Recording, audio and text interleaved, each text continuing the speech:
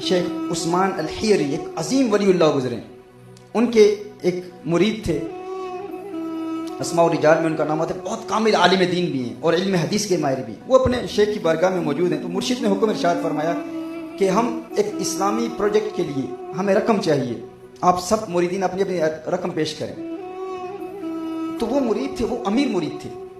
بڑی دولت تھی، ان ایام میں ان کے پاس بہت دولت تھی، تو وہ ایک تھیلی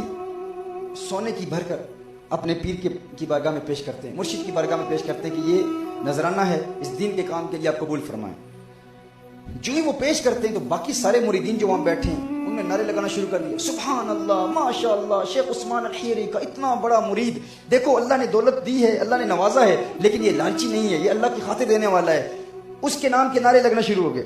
سبحان اللہ، ماشاء اللہ، کتنا کامل ولی ہے، کتنا کامل مرید ہے کہ اپنے شیخ کے حکم پر اپنی ساری دولت شیخ کی بارگاہ میں پیش کریں۔ وہ وہاں بیٹھے ہوئے ہیں، سوچ میں پڑ گئے، تھوڑی دیر کے بعد شیخ کی بارگاہ میں حاضر ہوتے ہیں، شیخ میں نے آپ کو نہیں دینا، میری تھیلی واپس کر دی،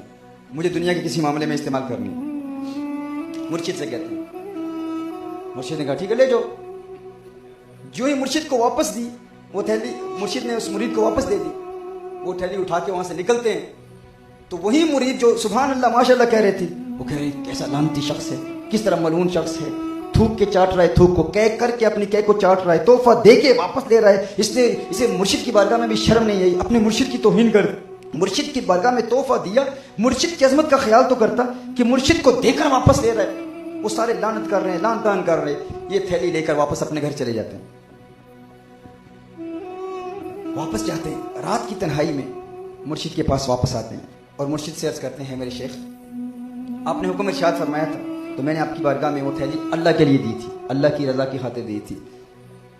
لیکن جب میں نے وہ تھیلی دی، وہ سونا آپ کو سارا دیا، تو فوراً میرا نفس بیدار ہوا جب لوگوں نے نعرے لگانا شروع کر دیے۔ تو میرے نفس نے کہا تو تو بڑا کامل ہے، تو اپنی دولت اللہ کی راہ میں دے رہا ہے، تو میرا نفس خوش ہو گیا۔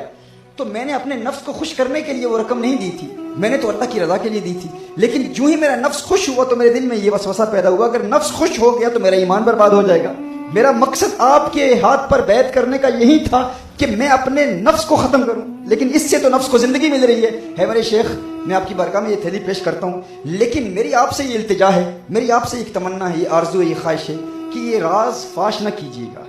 اب لوگ جو مجھ پر لعنت بھیج رہے ہیں، میں چاہتا ہوں کہ میرے نفس کو اس لعنت کے ذریعے میں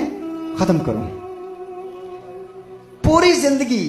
زندگی اس راز کو فاش نہ کیجیے گا، یہ تھیلی آپ کے لیے ہے، لیکن چونکہ میں اللہ کی رضا کے لیے دینا چاہتا تھا یہ سارا سونا، لیکن وہ دیا اللہ کی رضا کے لیے تھا، وہ نفس کی خوشی کا باعث بن گیا، لیکن شیخ اب رات کی تنہائی میں آپ کی بارگاہ میں پیش کرتا ہوں۔ اب ہوا کیا، شیخ بھی کامل تھے، شیخ عثمان الحیری صاحب کرامت ولی اللہ، عظیم ولی اللہ، انہوں نے کہا پوری زندگی کسی کو بتائیے گا نہیں، میں چاہتا ہوں کہ ساری زندگی یہ لوگ میرے نفس پر لعنت کرتے رہیں۔ اب ماجرا یہ ہے کہ ساری زندگی جب تک یہ شیخ زندہ رہے، جس گلی سے گزرتے باقی سارے پیر بھائی یہی کہتے ارے لعنتی شخص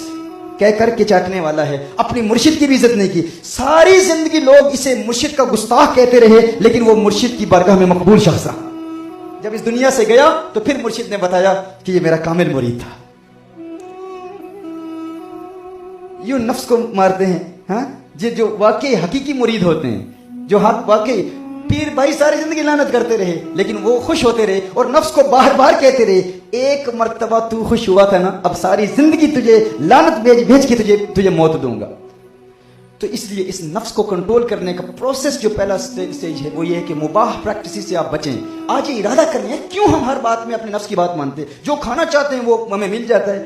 جب سونا چاہتے ہیں ہم نیند کر لیتے ہیں، جب پانی پینا چاہتے ہیں پی لیتے ہیں، چائے پینا چاہتے ہیں پی لیتے ہیں، جس قسم کی خوراک چاہیے، تو اپنے نفس کو ہم نے اس قدر آزاد کیے ہوئے، وہ جو کہتا ہے ہم کرتے ہیں، تو ہم گناہوں سے کیسے بچ پائیں گے؟